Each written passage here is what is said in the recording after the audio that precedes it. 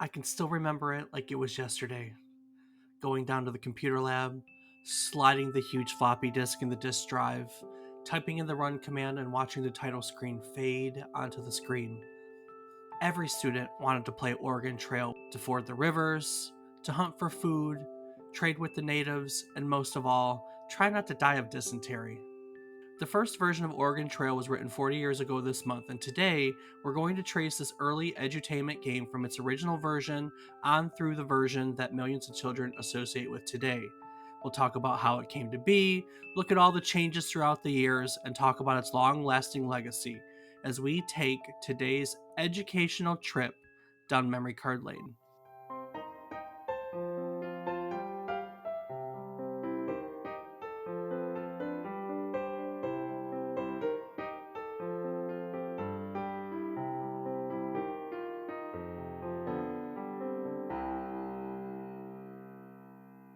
Good morning, good afternoon, and good evening.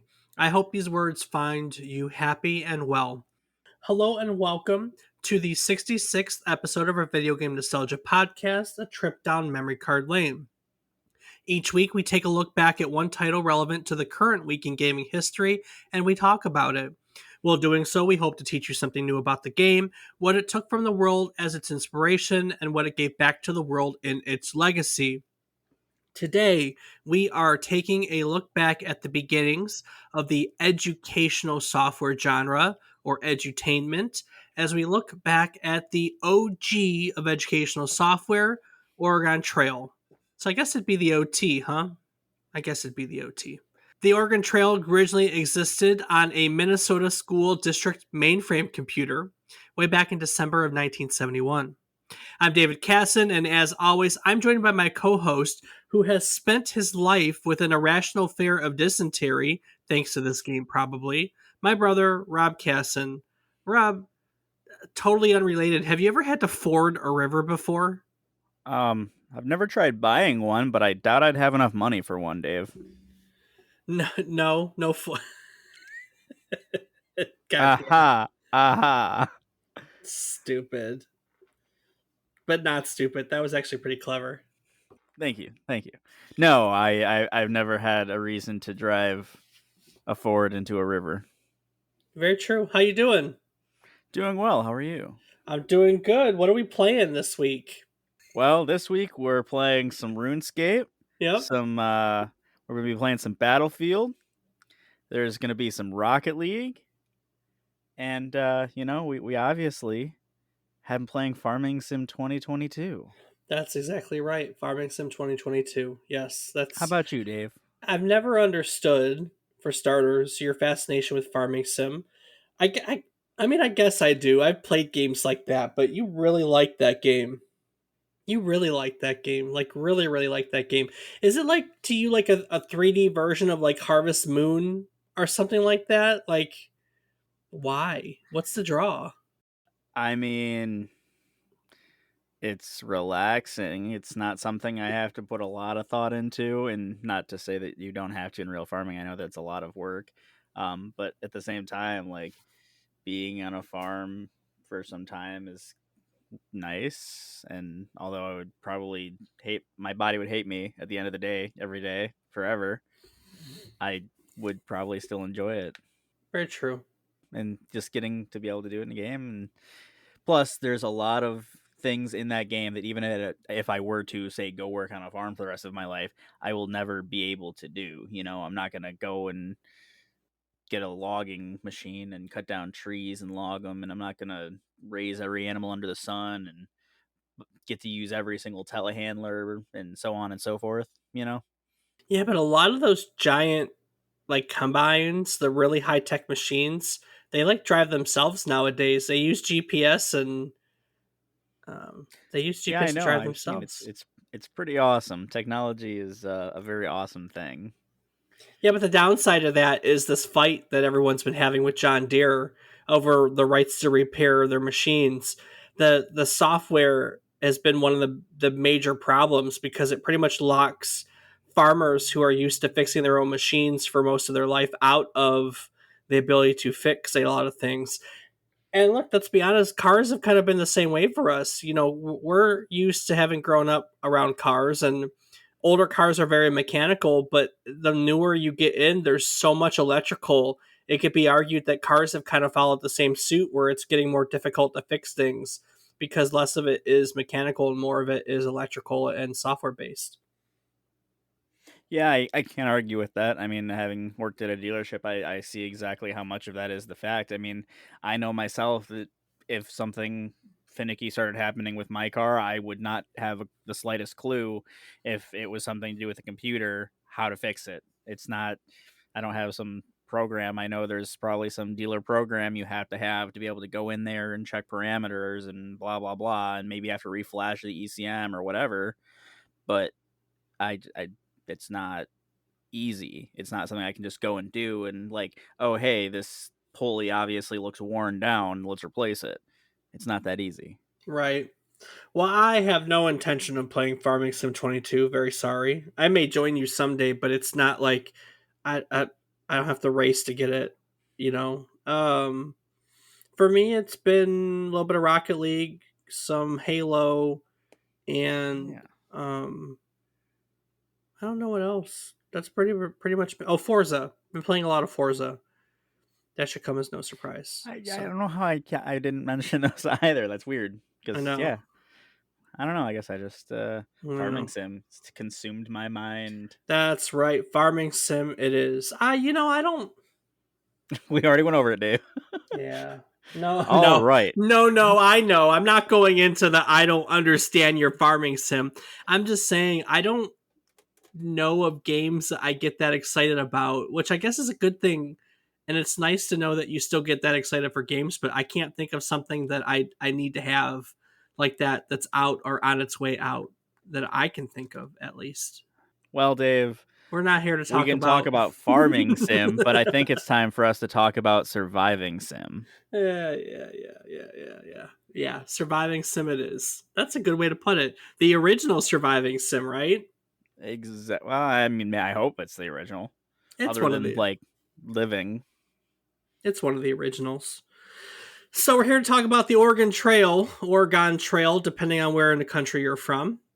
And the history of the Oregon Trail as a video game goes way, way back to 1971, where a history major at Carleton College in Northfield, Minnesota, who goes by the name of Don Rawitch.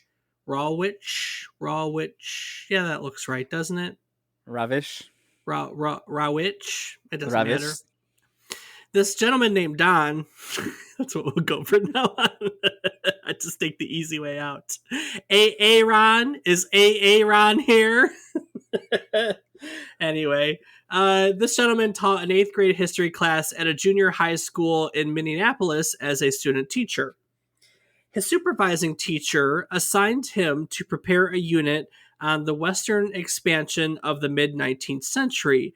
And good old Don here decided that he was going to create a board game activity about the Oregon Trail for his students. So after 1 week of planning the lessons, he was in the process of drawing out the trail, the Oregon Trail, on sheets of paper on the floor of his apartment when his roommates, fellow Carleton students Bill Heineman and Paul Dillenberger, or Berger, came in. Heineman, who along with Dillenberger was a math student and a student teacher with experience in programming. And so they discussed this project with Rawitch, and they told him that it would be very well suited for a computer program, which could keep track of the player's progress and calculate their chances of success based on their supplies instead of a dice roll. Hmm. So in the beginning, Don was initially hesitant, because it sounded really cool, but he had only 2 weeks to complete this project. Still, his roommates, Heineman and Dillenberger, felt that they could do it if they worked long hours each day on it. Now, it's important to remember that this is 1971. The video game industry was literally in its infancy. This is before Pong or any of the things that we know of and consider to be traditional video games. And so, realistically, these three had no resources to go to develop a game software beyond what, their own programming knowledge.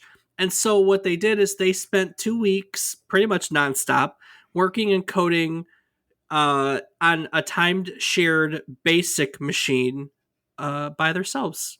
It's really impressive when you think about it. So Yeah, good. I mean, nothing. We get to go online nowadays and Google everything and look at a YouTube video, but these guys were literally writing the books as they went along. that's yeah. No, I mean, it's definitely still doable today, but it's a lot more incredible when you think about it because technology just wasn't there. No, I mean, no, it you had to wasn't. work a lot more diligently, I feel. So good old Donnie focused on the design and historical portions of the game, while Heinemann and Dillenberger did the programming. They worked on a teleprinter that they kept in a small room, which was formerly a janitor's closet at the school that they taught at, Bryant Junior High School, and then they would bring it back to the apartment to continue working. So, apartment, janitor's closet, typical programming spaces. Yeah. Heinemann focused on the overall programming and came up with the hunting Millen game mini game, while Dillenberger made subroutines for the game to use, wrote much of the text displayed for the player, and he was the bug tester too. And so they only had one terminal between them. The way they did it was Heinemann wrote the code on paper, and Dillenberger entered it into the system, making changes as he went along. So, yeah, I know it was handwritten to begin with, huh? Jeez. I remember handwriting code. It And sucks. it sucks big time. It's so bad. So, in those 2 weeks, they were able to implement the basics of the game, including purchasing supplies, making choices at specific points of the journey, and the hunting minigame. They were also able to include random events happening to the player. And Heinemann is the one, he actually came up with the idea to make the random events that tied to where they were in the trail, so that cold weather events would be more likely in the mountains and attacks were more likely in the plains. As part of this, they also added small randomization of outcomes, such as the amount of food you gain from hunting, and they randomize other things. Basically, they looked at that as an opportunity for people playing the game to be interested in playing it more than once, because there would always be some variation between the plays of the game, right? Right. So prior to Rawich's history unit, Heinemann and Dillenberger let some students at their school play it to test it out. And the students were beyond enthusiastic about the game. They would stay late at school to play. Um, they also put some teachers in front of it. And unlike the students, the teachers were not as interested, but they did make some helpful recommendations to the game. One in particular was that they suggested removing what they called negative depictions of Native Americans, because they felt like they were more best based out of depictions of Native Americans in the movies rather than actual historical depictions, which would be problematic towards students that would possibly have Native American ancestry. Hmm. So on December 3rd, 1971, the Oregon Trail was debuted to Rawich's classes. And realistically, none of them knew how it was going to go. I mean, the playtesting was mixed as far as they saw it. The kids liked it, but the adults hated it. And you never know how it was going to go moving on from there. It was a hit. They definitely had students that were uninterested in history before that. But after this, after he showed these students who had no interest in history, they were showing up at the door for their turn and would stay after school for another chance to play the game. So, Wow. In a later interview, Rawich recounted that as only one student could use the teleprinter, which was think about this, the way this game was played is they put a text in and then the teleprinter kicked back the response. So they could only use one teleprinter at a time. The students would organize themselves into voting for responses and delegating students to handle hunting. There were students that would follow the map. There were some that would keep track of supplies. So they kind of worked as groups to keep track of all these different things. As it gained popularity, the teachers started to warm up to it too. Other teachers at the school would come up with what Rawich recalled as really flimsy excuses for their students to play the game as well. Now, this entire school district shared a single central mini computer, And because of this, the whole school district could play the game. And so schools across the city began to play the game as well. However, back then, they really didn't hold computer games or computer software as they weren't permanent back then. People didn't think about that. So when the semester and his student teaching term ended, um, Rawich and his team remembered to print out copies of the source code. The original Oregon Trail ended up being about 800 lines of code, and then the program was deleted from the computer mainframe altogether. And that brings us to the next version. So in 1974, Donnie, good old Donnie, was hired by the Minnesota Educational Computing Consortium, which was a state funded organization that developed educational software for classrooms as a liaison for local community colleges. Like the Minnesota School District, the MECC had a similar mainframe computing system that would connect to various schools across the state.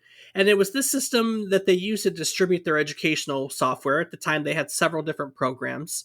And so the MECC would allow programmers to submit their own programs to the mainframe.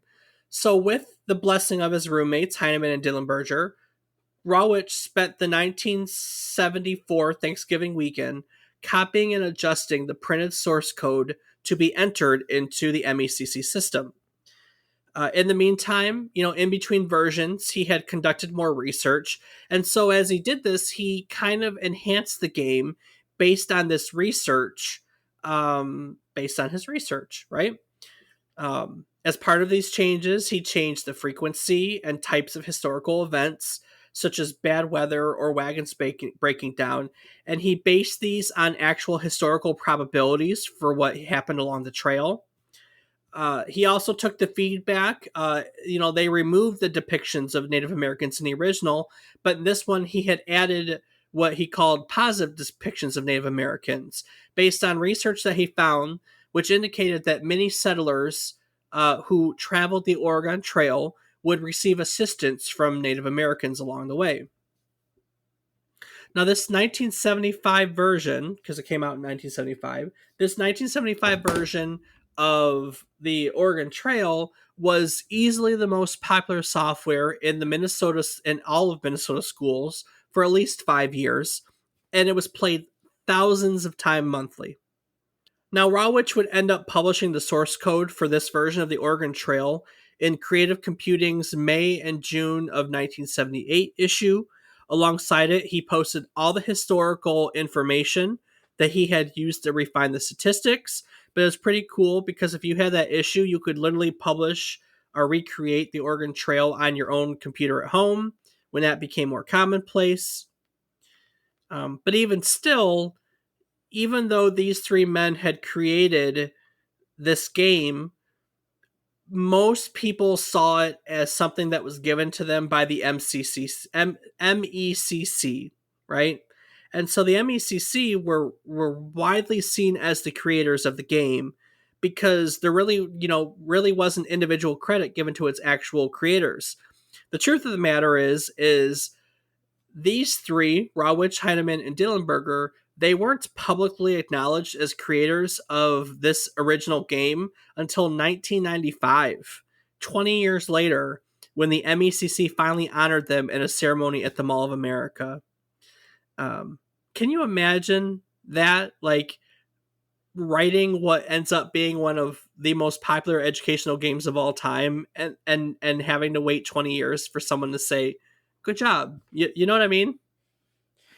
Yeah, that is pretty crappy. But I also have to say the fact that they had the entire source code in this magazine, um, that's insane to think that it fits, because just think of how much code would have to be published now for a game. Oh yeah, you could never do it now, but I used to get those magazines and recreate the code in BASIC when we had computers and I was young. And I mean, they were I mean, 800 lines of code wasn't a big deal. It took forever to type, and we didn't have the ability to save it, so you could play a game. Man, I remember it was so cool. Dad bought me a book, and I'm sure I've talked about this in a podcast before, but Dad bought me a book of like basic games you can create at home. And they were basically like, we would just type in, copy it from the book into the computer, and then I made a game and we could play it until it was time to turn the computer off, which I'd never want to turn the computer off because I never wanted to get rid of my game. Right. But I just remember being so excited that even back then, and look, back then I had no clue what I was typing. I was copying things out of a book. And that's not too different from nowadays, where I still don't really understand everything I type when I program.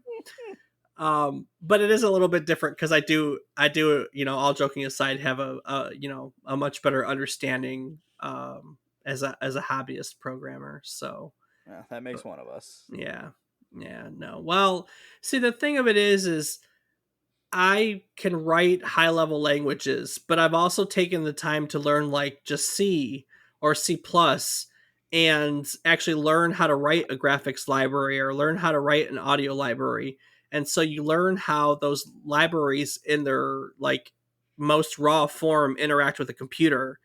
Like you actually have to designate all 3 points on a vertices when you're writing it from scratch. And once you learn that and you learn how to do that and you kind of understand, one, you never want to do it ever again. Let's be honest. I hate writing.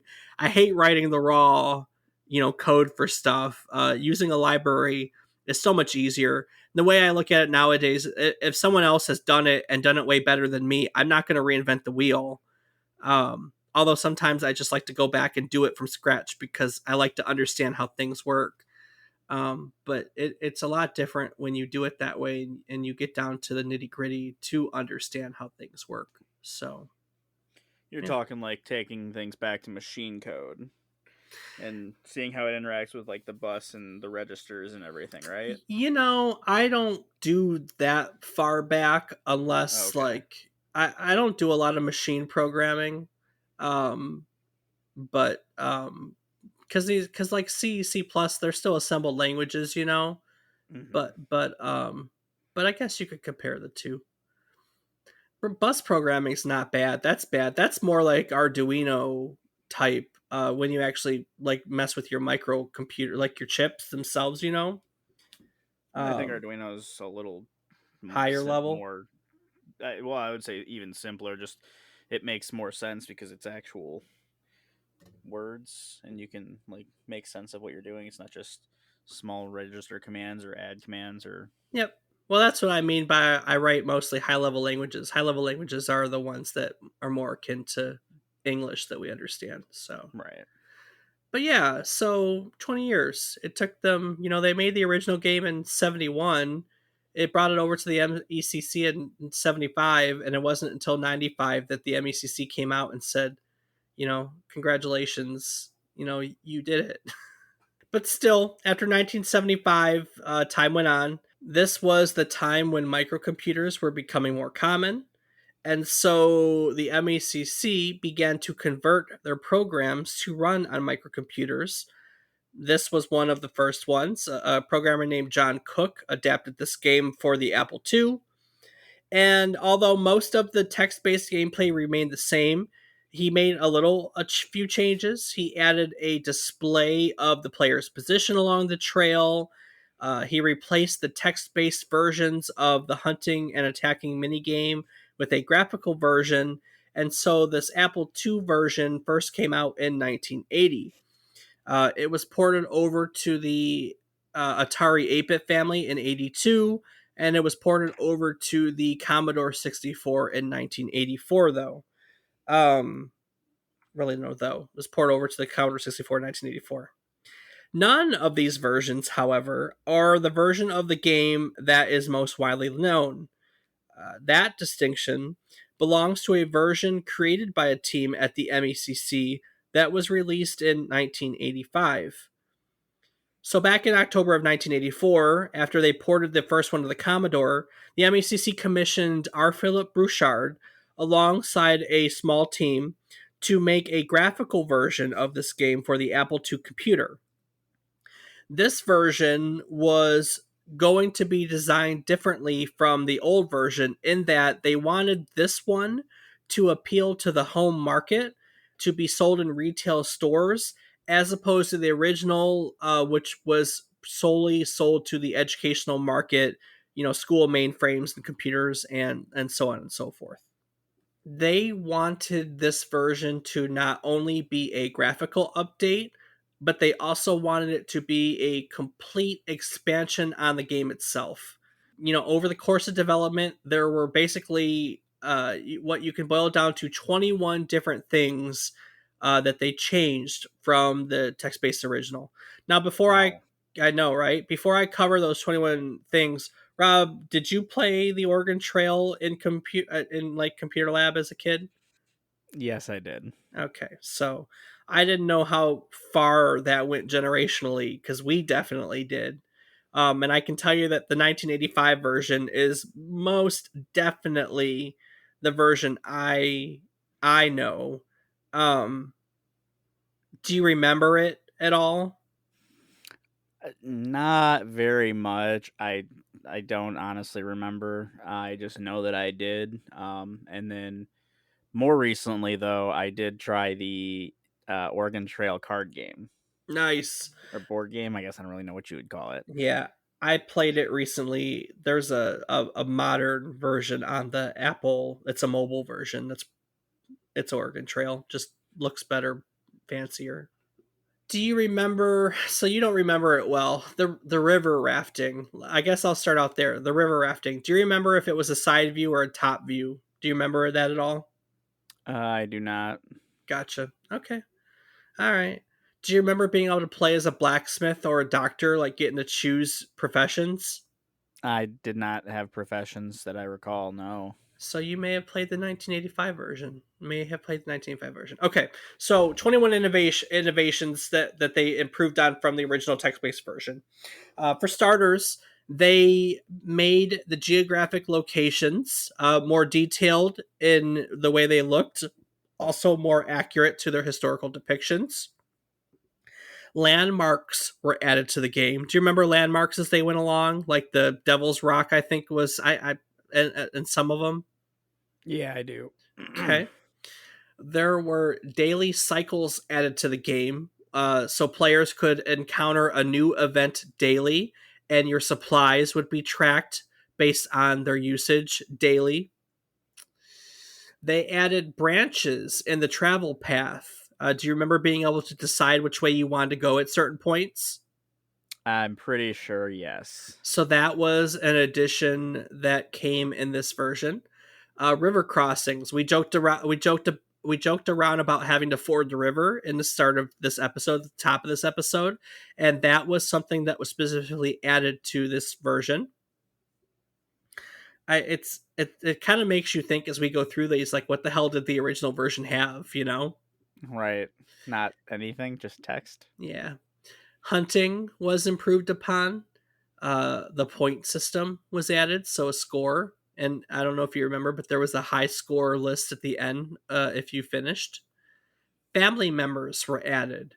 Do you remember? I mean, we joked around about not dying of dysentery, but do you remember having to control like your supplies and everything to, keep your family from getting sick, or if someone was injured, how it changed?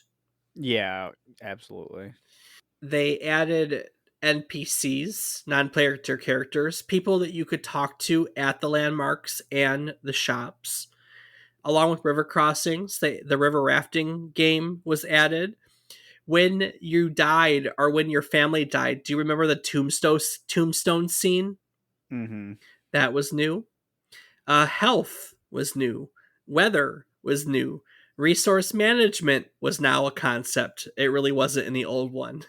The screen of your wagon traveling when you're traveling between like when you pick to travel during a day in between events, that was new.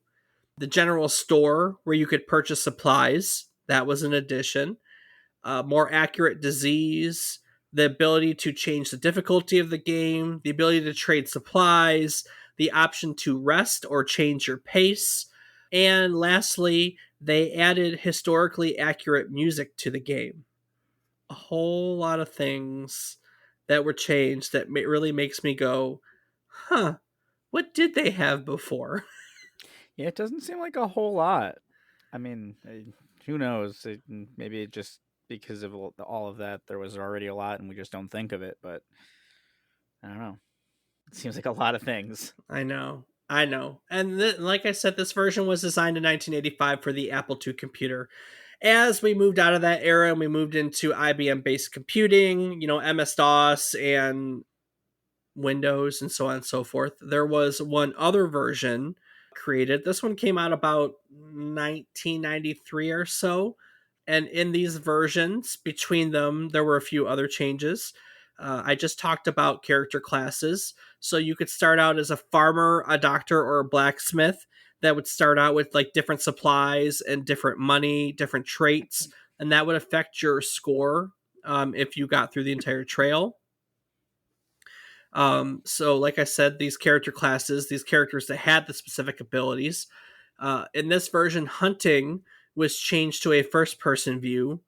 The Oregon Trail I remember was a third party view where you saw your guy and you just ran, and deer would run across sideways and you would have to like shoot them. It was like I don't want to say it's top down, but definitely was not a first person view in the one I remember. But the river rafting game was changed to a top down view. In the first river rafting game, it was a side view where you tried to get across the river, and in this one, it changed to a top down view. You could also save at this point when they did these versions for Windows. Saving was definitely more commonplace in the games, so you could save. You could change the in-game speed so it wasn't just one pace. And they also kind of separated the food into perishable and non-perishable. So the strategy of the game kind of changed. Right? Yeah. For those of you that have never played it, I guess let's talk about that for a moment. What the Oregon Trail is. So the original Oregon Trail, as we talked about, was a text-based strategy game in which the player leads a wagon train and controls a group that's journeying down the Oregon Trail. Now, the Oregon Trail was a trail in which settlers traveled from roughly Independence, Missouri to Oregon City, Oregon in your early to mid 1800s, purchase supplies, and then you play through. In the original, it was 12 rounds of decision making. Each week represents 2 weeks on the trail. Um, each round begins with the player being told their current distance along the trail and the date along with their current supplies. These supplies include food, bullets, clothing, cash. Um, and with your time, you're given the option to hunt for food. You're given the option to stop at a fort to purchase supplies. You're given an option to consume how much food you could have your people eat normal portions or lesser portions. Um, and then the game puts you through a few random events and weather conditions. And in these events were things we just talked about, like storms could damage supplies, your wagon could break down, you could get attacked by animals or hostiles. Weather conditions could slow down your rate of travel. There was a whole bunch of things that could. So, Rob, we talked about what you did in the game, right? Right. Like we don't really understand. So take this for instance, when you hunted in the original game, the game would prompt you to type a word. In the original version, that word was bang to shoot your gun. Oh. I know. In later versions, you could also choose pow. So Hmm. bang or pow. When you were hunting, the faster the word was typed, the more food is gathered, and then you just kept rinsing and repeating through the rounds until you reached Oregon, or you died along the trail, due to attack or running out of supplies, or dying of cold weather because you don't have clothing. There was all sorts of ways you could die. In 1985, things changed a little bit. You start out your game. We talked about the doctor and the blacksmith in the later versions. Well, those were additional character classes. In the 1985 version, you had a few basic character classes. You could be a banker from Boston, a carpenter from Ohio, or a farmer from Illinois. And then each one of those would start out with a different supply of money. The banker obviously would have the most money, the farmer would have the least. And then again, they would set off from Independence, Missouri. There were several landmarks along the way where you could make decisions or stop for supplies or even rest. You could purchase more oxen to pull your wagon. You could purchase food. clothing, ammunition, spare wagon parts because like your wheel could break and then you would need, a new axle for it. You could buy those ahead of time. We talked about landmarks. Some of the landmarks would include the Kansas River, the Fort Kearney, Soda Springs, Snake River, Fort Walla Walla, just a whole bunch of fun stuff. Just a whole bunch of fun stuff. Unlike the first one, where you would type bang to hunt, and this one, you had a crosshair that would be controlled by a mouse, and deer would run across the screen. So that's right. It was like a duck game. I was thinking that your character was on there, but it was actually a crosshair. No, no, no. No, the original version did have the leader, so I'm right. You would actually be on the screen and you could fire in 8 different directions and fire a single shot in animals. And then in the later version, when they switched to first person view, you had the crosshair, and then you could carry back only so much meat, and yeah, that would be fun. And then, like the original, you could also die in different ways. You could fall ill, get measles, snake bite, exhaustion. You could catch typhoid, cholera, or the famous one, dysentery. You could also drown or be accidentally shot. So that's fun. Sounds like the it sounds like the Oregon Trail was a rough time, Rob. Oh, absolutely. What do you remember? Like, what do you remember about the game? Not surviving. Not, I don't know if I ever finished it. In I can tell you, playing it on the computer, I have never finished it.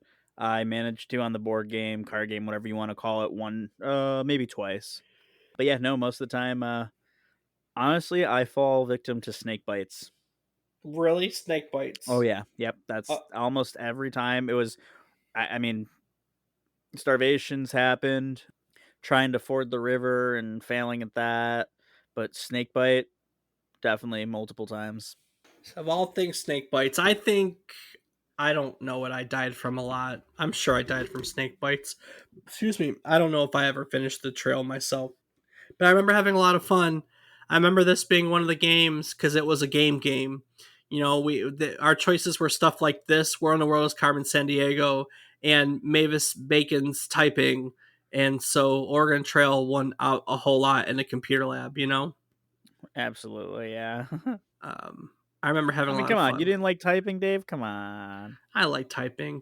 I still remember the computer teacher in my elementary school. I think her name was Miss Adamus, and I always used to get picked to go into the computer lab early and help her like set it up because we would get to pick. Today we're going to be playing this, and I'd have to take my 5 1/4 floppy disk and stick it in the computer and write the run command, type in the run command to get the game to load up because that's what we all did back then. I got to come help her and set up all those computers. Wow. I guess I've been into this for as long as I can remember. Yeah, I could just type fast. That was all. I could type fast too. We can all still type, but everybody can type nowadays. Back then, Yeah. type you were special when you could type. Nowadays, it's nothing special. It's just like writing. It might as well be writing. Oh, It literally is absolutely. writing. Yeah, People no, can't. it is. Yeah, people can't write anymore. Cursive is like a dying a dying trait, and because everyone types everything. Well, I there we go. We both remember it. We both don't remember playing through it. I did play the modern version on the app my iPhone. It's looks fancier than the original version, but the core aspects are still there. I still can't get through the trail. Nothing's changed. Nothing's changed. I definitely think that the newer version is more like friendly because it's a more modern art style. You know what I mean? Like, I don't know any other way to It put it. feels better. Yeah, yeah, I guess. But anyway, so there you go. Makes you think that dying with dysentery might not be quite so bad. Yeah. Oh man. Oh man. Well, back in 1971, there weren't really computer critics, so there per se aren't any critic reviews, and I could have pulled some from 1985, but I chose not to because thought we could have some fun reminiscing about this game, and kind of pulled some reviews from our fellow gamers because it's always fun to hear about what our fellow gamers think about the game because almost everybody has played the Oregon Trail. So, Rob, this is about the time I pass it over to you. So, as always, here are some reviews from you guys out there about what you think they are, what you think about the Oregon Trail. All right, thanks, Dave. So first up, we have PC Gamer 77 on Moby Games, who says that Oregon Trail is a classic game. Not just classic in the sense that it is an artifact from a bygone era, but also in the sense that it is well designed and still fun to play today. The different aspects of Oregon Trail, the economic decision making component, the arcade component, the educational informational component, are all well designed and well integrated. It may not rise to the overall level of quality exemplified by Sid Meier's Pirates, but it still resembles Pirates as an extremely impressive hybrid game. You have important decisions to make from the very start, like who do I want to be? Choosing between banker or farmer doesn't just affect your final score, it determines the amount of money you will have to spend in the game, and if you're a true gamer, it will also shape your whole mindset for your game. You might even give the other members of your party, wife, children, etc., names that seem appropriate to your social status. A little role playing goes a long way, folks. Once you get out on the trail, there are all kinds of approaches you can take. Go early and get there late. Leave late and get there early. Pay for tolls or go it on your own. Buy lots of food and supplies and never stop. Or hunt for food constantly along the way. Or just wing it, letting the trail itself influence your decisions as you make them. For a game with a pretty strict path to follow and one main objective to reach at the end, there are certainly a lot of ways to play it. Along with the Carmen San Diego series, Oregon Trail flat out made the edutainment genre. You aren't a true fan of Apple II games, 1980s games, or educational games until you've played Oregon Trail. That is what made this so special. I mean, you did it was different every time because all the events were randomized and you could pick. You could start out as the banker with lots of money, or the farmer, or um, there was a lot of strategy. But the thing of it is, it's strategy that you probably don't realize when you're like 8 or 9 years old, because realistically, that's probably the age when I started playing this. Mhm. It's strategy that you don't realize, or maybe I did. I don't know. That was a long time ago. I don't know. You know what I mean? Yeah, I can't even think if I was being strategical or if I was just like, go, go, go, which more than likely was the case because Yeah. Leroy Jenkins. Leroy Jenkins. All right. Well, Dave, next up we have Ocean's Daughter on Moby Games, who says it's good that this game has a very easy learning curve. It doesn't take very long to figure out how to get from your starting point to the Willamette Valley successfully. Trading is easy, and many times the other characters will be willing to trade for food, which is easily had in this game. Hunting is how I kept many of my wagon trains alive until the end. Much of the game is simplified, which I don't think is a bad thing, because when someone gets a broken arm or bit by a rattlesnake, you don't have to worry about them too much. Oh, must be nice. I know, right? River crossings seem to be the biggest deal in the game, as this is where you can lose supplies and kill people for the most part during the game. Well, yep, fording the river, that's what I remember. That's it. I don't know if anyone else has ever tried this, but I took 2 years to complete some of my crossings.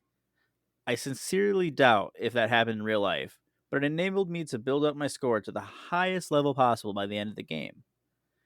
The pictures present a fairly good ethnic mix, which would have been present at the time. The arcade sequence can be skipped if you choose to take the Barlow Toll Road instead of going downstream. Dale's Arcade is fairly easy anyway, so taking it is no big deal. This was the first time I didn't mind an arcade sequence that much. Now, they do go on to say there are some bad things. It's bad that it's not very realistic. It's hard to get people to die when they get sick, unless you're going at a breakneck speed and never stop to rest, which is unnecessary in this game. Trying to just kill them off? Jeez. I mean, Yeah. I guess supplies, but seems so inhumane. Ah. As I mentioned before, you shouldn't be able to take 2 years for the crossing without some kind of penalty. And yet, I've done this several times. Illnesses not being a big deal in the game strike me as being odd. Someone who has cholera or just broke a leg is no big deal. You don't have to treat them or even worry about them. Again, this may be due to the fact that they stopped often to hunt, so my people were getting plenty of rest. You always start at the same year from the same place. There really aren't an awful lot of decisions to be made along the trail in terms of where you are planning to go. The graphics are repetitive, though fairly good for the time. Some of the animation is a bit odd, though, like the rabbits and squirrels as they run across the screen in the arcade sequence. Another thing I didn't understand is why they're always running there in the first place. Wouldn't they run after you fire their gun, not before you tried to shoot at them? The only way to make high scores is to start out as the teacher. Despite its flaws, I thought this game was a blast. I had lots of fun playing it. Well, there's someone who clearly understands the game, doesn't see its randomness, and thinks that it's repetitive and easy to get through. Wow. Must be nice. I can't say I've had the same luck. I know I can't say I've ever gotten through it either. So yeah. So there you go. Well, I guess very briefly, let's talk about the legacy of the Oregon Trail. You know, over the past 40 some years, the Oregon Trail has been seen roughly 10 different versions. It has sold over 65 million copies. That puts it in the same category as Donkey Kong, which is a franchise, has also sold 65 million copies. Super Smash Brothers, which has sold 66 million copies, and Animal Crossing, which sits at 68 million copies. On That's one unbelievable. I know. Well, on one hand, that's crazy to think about. I mean, the Oregon Trail has had a lot more time than the others. But with that being said, gaming is much more prolific now. So by the time Smash Brothers and Animal Crossing came out, there was, gaming consoles everywhere. So it's very very different. Um very very different. Now, there have also been some spin-offs that they've created of this game. Same concept, just not the Oregon Trail. There was the Amazon Trail, which, the Amazon River. There was the Yukon Trail, which was the Klondike Gold Rush. So you started out in Seattle and you traveled to Alaska to stake your claim for to mine for gold. This one has authentic 19th century photographs in it, and also features the famous actor Jack London, who's kind of known for picturesque depictions of this area. There was one called Maya Quest: The Mystery Trail, which was basically features the lands of Mexico where Mayan people once lived. There's another one called Africa Trail, where I guess that one speaks for itself, right? You go from South Africa to Tunisia, Kenya, or Nigeria, so Africa. So the Oregon Trail was definitely so popular that it was played everywhere. And then, like I said, if you've never played it, it's an Apple Arcade title, so you have to be subscribed to Apple Arcade. But earlier this year in April, they released on Apple Arcade a modern version of the Oregon Trail, which you can easily play on your iPad, and I did. So a lot of versions of this game. The night, Wow. I know, right?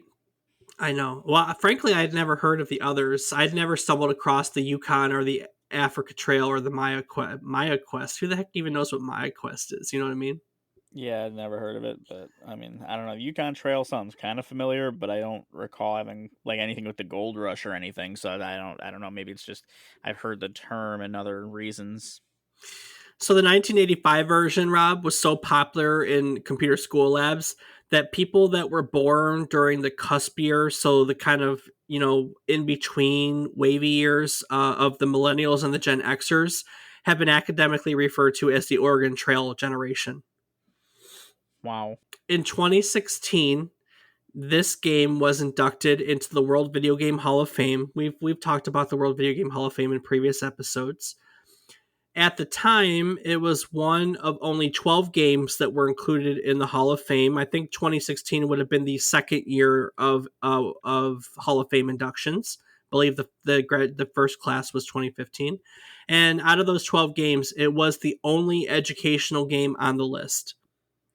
Wow. It remains the only educational game until the 2021 Hall of Fame class induction, in which Where in the World is Carmen Sandiego was also inducted into the World Video Game Hall of Fame. Simply put, if we're going to talk about the legacy of Oregon Trail, it's a cultural icon.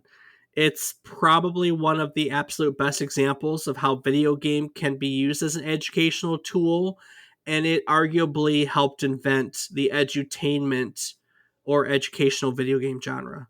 Um, I think there are very few people, at least American students, that were not introduced to the Oregon Trail if you went to school in American schools in the 80s into the 90s. Personally, you know what I mean? Yeah. Or even early 2000s. Yeah, even early 2000s. I would argue too that this game probably introduced a metric ton of people to gaming who probably wouldn't have had experience to games otherwise. And it's funny because if you look at the average age of a video gamer, it's 34 now. It was 37 a few years ago, so it keeps wavering. The 18 year old, that younger demographic, is growing, but still at 34 to 37, that's the age range in which this game was pretty damn popular. And it probably can be argued that it introduced a ton of people to gaming and helped bolster those numbers. Absolutely. So yeah, and that's the Oregon Trail. That's that's it. Rob, do you know what the Oregon Trail actually is? Like historically is? I should, No, but it's okay if you don't. It's no, not like I know I had learned about it, and at the moment I can't. Like I know it's the path they'd taken to Oregon, but I can't remember. I don't think it was a gold thing no, actually it was a fur trading thing. It was pre-gold. for. Yeah. So it was a path that, as we had talked about as part of this game, that pretty much started roughly in Independence, Missouri, and would end in Oregon City, Oregon. It was roughly, I'd say, about 1810, 1811, uh, when it was first started to be used by fur traders and trappers, and it was really only passable on foot or by horseback. And then closer to 1840, that's when big migrant wagon trains would start to get organized, and it as a wagon trail became much more prominent between the years that we know of it, the 1830s and so on and so forth. It's believed that something like 400,000 settlers, farmers, miners, ranchers, so on and so forth used the trail to get to the west, which was booming. People were going over there to see the Westwood expansion. It's also, I'll tell you what it's mostly known for. So the famous expedition to come out of the Oregon Trail was the Lewis and Clark expedition, which was Ah, 1804, 1805, something like that. Not quite the map of the Oregon Trail, but pretty darn close. So, and then it was used by fur companies, and it was used by Hudson Bay. We have a lot of Hudson's Bay influence in the Michigan area. A lot of those fur traders would do business up into Midwestern Canada, and they used part of it, and yeah, so on and so forth. So there you go, fur trading trail that helped people, and then missionaries, immigrants, so on and so forth, get across the country. hmm. I would say that you're not particularly wrong about the California Gold Rush, because California Gold Rush was like 18. It was mid 18, the 1800s, so 1845, 1848, or 1850. It was somewhere in there.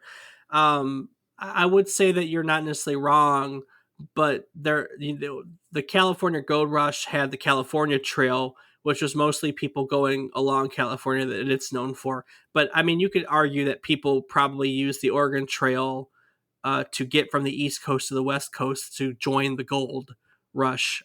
That's not even a hard argument to make. That's academically been proven. Heck, I'm here in New Orleans, and at one point, there were trails that were made from New Orleans, even down into Panama to ports in California and Oregon that would probably have picked up part of the trail too. So it kind of got all over the place, realistically. But originally it was a fur trading trail, and then it was an immigrant trail, and they went through lots of states. And then it became a video game. And then it became a video game so we could all learn And about it. So a board game. that's exactly right. I'm interested in that board game. I have to look that one up because I like those type of games. So, Heck yeah. and there you go. That's the legacy of the Oregon Trail and a little history lesson on what it is. If you'd like to learn more about the Oregon Trail, or check out the different versions of the games. We'll post links on our website at www.memorycardlane.com, where I also post, aside from my research, a calendar of upcoming events. You can learn and see our ugly mugs and our biography. There is a submission button where you could submit your memories and so on to us if you'd like us to share your memories of upcoming games. There is a link to support us on Patreon, and also a link to join our Discord, to come join our community to be able to play video games with us, or just come and scream at me about mistakes I made. Rob loves it when people do that. So you can also find links to our social media. I'm on Twitter as David is Wrong. Rob, you are on Twitch these days. What is your streaming handle? I can be found on twitch.tv/FATBOIRIPZ. Awesome, awesome, awesome. So each week we try to teach you something new about the game, what it took from the world as its inspiration, or what it gave back to the world in its legacy. And as part of our this process, we like to go roundtable and talk about what we learned for today. So Rob, what was your biggest takeaway from today's episode? The fact that this has sold just as many copies as Super Smash Brothers. Isn't that nuts? Yeah, that blows my mind. Like I know when you said last time about the teaser that like it had sold a lot of copies, but like it just I can't fathom that. Just I understand that it's been out forever, but just that it's that popular just blows my mind. Well, real quick, it doesn't touch the big dogs, right? Because like Minecraft has sold 238 million copies, and the Grand Thefts of the world. So look, yeah, it doesn't touch the big ones. So like Mario sold 758 million, and Call of Duty has sold 400 million copies. The Pokemon series is at 380. Minecraft is 238, like I just said. So and honestly, it doesn't touch the big dogs. But there's this little set of games in the middle of what they call games that have sold 50 million copies, and it sits right in there. I mean, Halo is 81 million copies, so I mean, this is only 15 million copies behind it. Borderlands has sold 72 million copies, so this is right behind Borderlands. And like I said, it's right in there with Animal Crossing, Super Smash Brothers, Donkey Kong. The Dragon Ball series has sold 64 million copies. The Red Dead series has sold 62 million copies. The Elder Scrolls series has only sold 58 million copies. Your favorite series, Battlefield, has only sold 57 million copies. Wow. So it's very much in an elite class. I mean, Civilization's only sold 57 million copies. So this is very much in an elite class. Now, it's had since 1970 to get it, so you could argue it's not as prolific as a modern video game. Yes, but it still deserves recognition because, well, it sold 65 million copies. That's nothing to shy at? Absolutely not. So anyway, That's that's my yeah. that, I mean, how I can't talk if it's got Battlefield beat. I know, right? I know. I'll take my takeaway as I didn't know that the creators weren't publicly acknowledged for the game for 20 years. I thought that was really fascinating. So, Yeah, that too. That's gotta suck. Yeah, I agree. It's I wonder gotta if it was suck. ever like the situation they're like, "Hey, I'm the guy who created that," and people are like, "Hey, no, you're not," and then like 10 years later, like, "Oh, he was being honest." Yeah. Damn. All right, Rob. Well, before I take it out of here and tease next week's episode, what would you like to add to the top? What would you like to add? Well, Dave, I want to take a moment to say thank you to everyone for listening. It means the world to us.